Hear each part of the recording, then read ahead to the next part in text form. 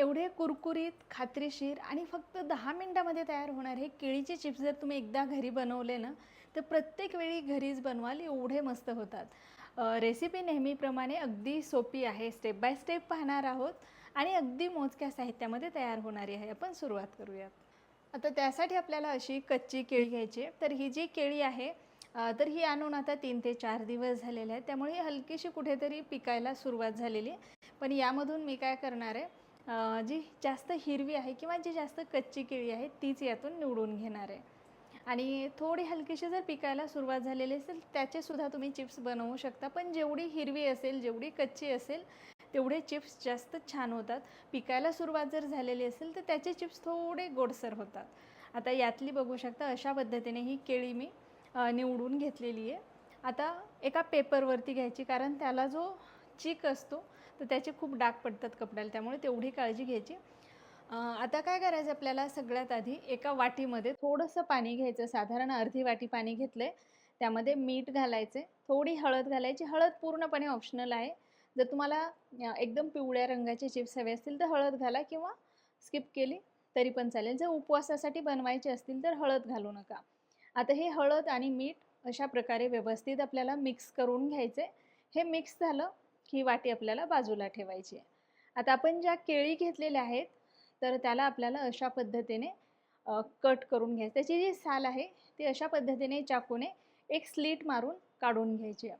तर थोडासा त्याचा जो देठाचा भाग आहे तो कट करायचा आणि अशा पद्धतीने त्याला एक स्लिट मारून व्यवस्थित हे साल काढून घ्यायचं आहे. तुम्ही पिलरने सुद्धा करू शकता, पण मला असं वाटतं की चाकूने हे पटकन निघतं, थोडंसं सोपं जातं.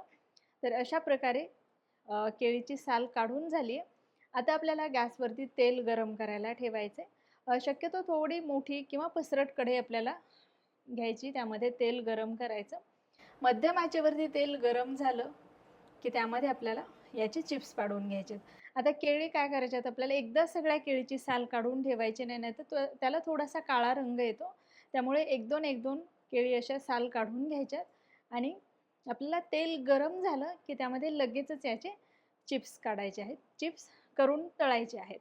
तर बघू शकता अशा पद्धतीने हे चिप्स आपल्याला पाडून घ्यायचे तेलामध्ये.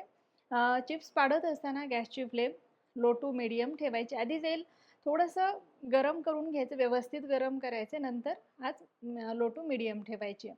आपण जे हळद आणि मिठाचं पाणी तयार करून घेतलेलं आहे तर ते अशा पद्धतीने चमच्याने थोडंसं यामध्ये सोडायचं आहे.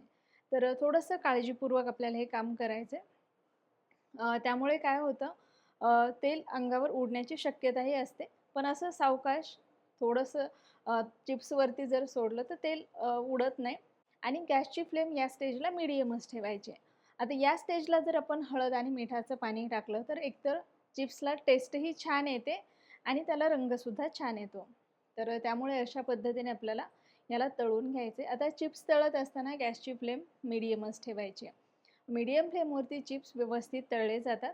आता हळद मिठाचं पाणी टाकल्यानंतर थोडासा तडतड आवाज येतो, पण ते नॉर्मल आहे. तर अशा प्रकारे हे चिप्स आपल्याला व्यवस्थित तळून घ्यायचे आहेत. तर आता हे तळलेले चिप्स काढून घेते. बघू शकता एकदम मस्त होतात.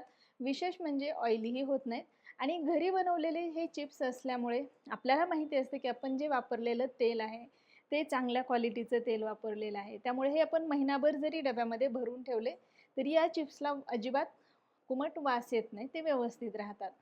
तर अशा प्रकारे सगळ्या केळीचे चिप्स मी तळून घेणार आहे. आता इथे सगळे चिप्स मी तळून घेतलेले आहेत आणि तुम्ही बघू शकता एकदम विकत जसे मिळतात ना त्यापेक्षा एकदम मस्त झालेले. विकतचे चिप्स तरी थोडे जाड असतात. आपण घरी बनवलेले एकदम पातळ आहेत, त्यामुळे हे जास्त कुरकुरीत होतात. तर बघू शकता सगळे चिप्स इथे अशा प्रकारे मी तळून घेतलेत. मस्त कुरकुरीत झालेले आहेत. हे व्यवस्थित गार करायचे आणि पूर्णपणे गार झाल्यानंतर एखाद्या एअरटाईट डब्यामध्ये जर हे तुम्ही भरून ठेवले ना तर महिनाभर व्यवस्थित राहतात, खराब होत नाही. तर नक्की करून पहा अशा पद्धतीने तुम्ही. आणि आजची रेसिपी कशी वाटली हे मला कमेंट करून सांगायला विसरू नका. व्हिडिओ आवडला असेल तर नक्की लाईक, शेअर आणि चॅनलला नक्की सबस्क्राईब करा.